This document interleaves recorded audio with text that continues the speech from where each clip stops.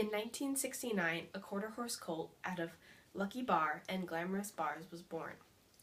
In 1974, this horse became the World Champion Open Halter Stallion champion.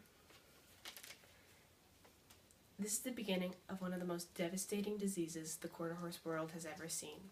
This horse's name was Impressive. My name is Shelby, and I'm going to be talking about the devastating disease called HYPP, hyperkalemic periodic paralysis. HYPP is a genetic gene seen in most quarter horses that can be traced back to the 1974 Open Halter Champion stallion Impressive. HYPP is a genetic muscle disorder. Sodium channels in the muscle that control the contraction of muscle fiber. When the HYPP gene is present in a horse, these channels can become leaky. This occurs most often when potassium levels fluctuate in the blood. When the infected horse has excessive levels of potassium, the horse experiences sporadic episodes of muscle tremors and often paralysis. A horse will not experience this kind of attack unless he or she has this gene originating in the Impressive stallion. If a horse has this gene, anything from increased levels of stress to another illness can cause an attack of HYPP. An attack of HYPP is usually more severe in horses with the homozygous gene than with the heterozygous HYPP gene, though both will most likely experience an attack at some point in their life. These attacks can be so severe that the horse most likely will have to be put down and can never become riding horses because of the unpredictable nature of the gene. Horses can be identified as homozygous with a big H/big H. Heterozygous are identified as big N/big H. HYPP is a dominant gene, which is why it is so dangerous and common. Impressive was a stallion with great breeding, and as a halter horse he has wonderful conformation.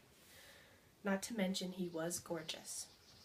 It is estimated that he passed the HYPP gene to half of his offspring, though now it is estimated he has more than 55,000 living descendants. It is unknown how many are affected. There was no way to prevent an HYPP attack.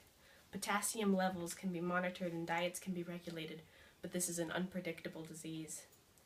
The only known way to prevent it is to stop breeding all HYPP homozygous and heterozygous stallions and mares. But because of the great conformation that Impressive possessed, it is hard to get breeders to stop breeding their Impressive bred horses. I knew very little about this gene, just that it existed, until lately when my aunt was shopping for a horse. We found one. He was wonderful. She was going to buy him. Then the unthinkable happened. She looked in his record, and he was flagged as could be HYPP. A test can be done, and you can send in 20 to 30 tail hairs of the horse to University of California, Davis, and they will test your horse. But if the owner of the horse, and if you are buying a horse, does not want this done, you cannot safely buy a horse that is red marked as could be HYPP safely. You cannot do this safely because it is so unpredictable and deadly. I was surprised how widespread it is. In little Idaho, it could happen in a horse that was bought at a sale in Salmon, Idaho.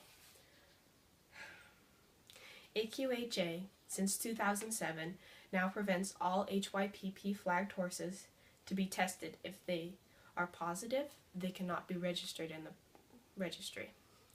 That started in 2007. So what about horses that are older than 8? They need to be checked out by UC Davis.